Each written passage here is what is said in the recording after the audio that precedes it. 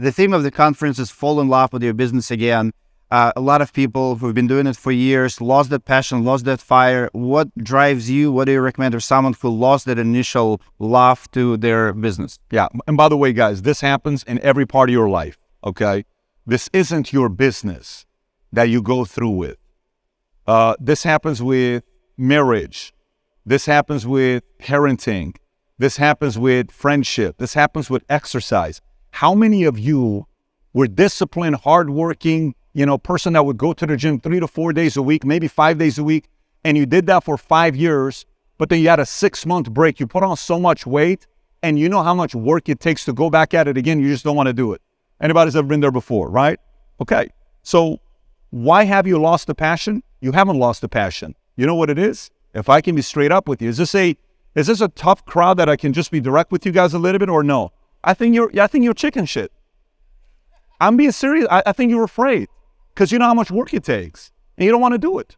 You're flat out chicken. That's what you are. We all are. We know how much work it takes. Why after a marriage that didn't work out and was horrible, you lost half your money, you don't want to get married again? Because you're afraid. That's a natural feeling. We are afraid. Sometimes in business, we know what happened the last 2.5 years with COVID. No one's blaming you for it. That was a weird freaking 2.5 years. Nobody forced you to shut down. Nobody forced you to wear masks. Nobody forced you to force your employees to take vaccines or else. There was so much nonsense, controversy, and conflict imposed on employers like you that the last 2.5 years was a little bit hard. Yes or no? It was annoying. It was frustrating. But you're not alone. We also went through it. And so I have to run a company and manage my marriage and manage my kids and manage finances and try to stay healthy and try to keep up with politics and try to manage oh my God. Sometimes life is going to be annoying. Sometimes you and I are going to go through times that we are not necessarily enjoying our marriage for a month, 3 months, 6 months, 12 months. Sometimes you don't like being a parent. We all love being parents to 2-year-olds. Maybe you don't like being parents to 11-year-olds. Maybe you don't like being parents to 16-year-olds when they're a girl dating a boy and, you caught them doing something in a bedroom and the door was closed and it was locked and you heard something and you're furious and you feel your daughter's no longer loyal to you. And no one knows that's why you got a bad temper and you're bitter, but you're going through shit. Life happens and there's different seasons for it.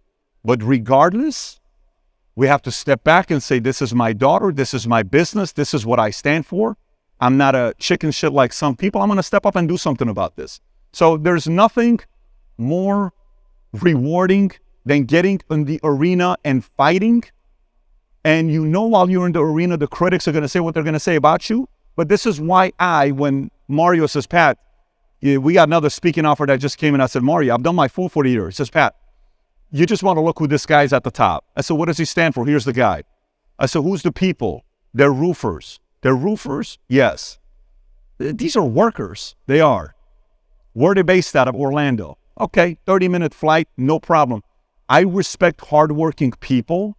You matter more than you know, and sometimes it's frustrating. My challenge to all of you when you come to an incredible event like this is to recreate yourself somehow, some way, just like in churches you go through becoming a born-again Christian. Sometimes in business we have to become born-again entrepreneurs. Let this event be the one for you to become born again when you leave this place. Wow, thank you so much. Give it up for Patrick Bet David.